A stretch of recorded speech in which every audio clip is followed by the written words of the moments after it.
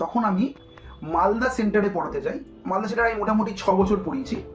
সেই ব্যাচটা হচ্ছে 2018-19 ব্যাচ।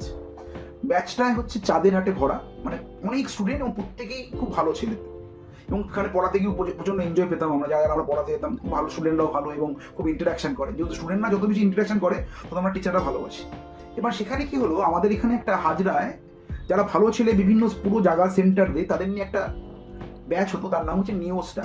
সেটা আমরা নিয়ার অ্যাবাউট একটা ক্যাম্প করতাম 7 to 8 ডেসে, সেটা আমরা ডিসেম্বর মাসে। এবার মেডিকেলের মোটামুটি 20 জন মতো সিলেক্টেড হতো। সে বছর মেডিকেলে সিলেক্ট হয়েছিল 18 জন। এবার ভাগ্যক্রমে 18 জনের মধ্যে 8 জনই মালদা সেন্টার থেকে সিলেক্ট। এইবার তারা যে স্কুলটায় পড়তো সেই স্কুলে সেই টাইমটায় লিখেছিল হচ্ছে তাদের হাফ ইয়ারলি এক্সাম ক্লাস 11। এবার আমি ক্লাসে গেছি, ক্লাসে গিয়ে আমি ওদের বললাম তোদের তো নিউজটা সব সিলেক্ট হয়ে গেছিস। তখন তাদের মধ্যে একটি ছেলে উঠে বললো, স্যার আমাদের এই সময় না স্কুলে হাফ ইয়ারলি পরীক্ষা রেখেছে। আমি বললাম হাফ ইয়ারলি পরীক্ষা রেখেছে, তার মানে তোরা তো যেতে পারবি না। তখন দেখি পাশে একটা ছেলে হাসছে। কি হাসছে কেন, কি ব্যাপার, কি ব্যাপার, কি করবো ওরা? বলছে স্যার কি করেছি জানেন? কি করেছিস? বলছে স্কুলে গেছি স্যার, আমরা সবাই মিলে গেছি। স্কুলে গিয়ে বলেছি হেড স্যারকে যে স্যার আমাদের পাথফাইন্ডার কলকাতা থেকে একটা স্পেশাল ব্যাচে আমরা সুযোগ পেয়েছি, আমরা তো স্যার ওই ব্যাচটাতে ক্লাস করতে যাবোই।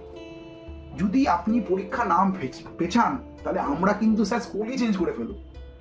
এটা বলার ফলে কি হয়েছে, ওই স্কুল তাদের পরীক্ষার ডেট পিছিয়ে দিয়েছে এবং ওরা এইখানে এসে ক্লাস করে তারপরে ওরা যাওয়ার পরের দিন থেকে পরীক্ষা দিয়েছে।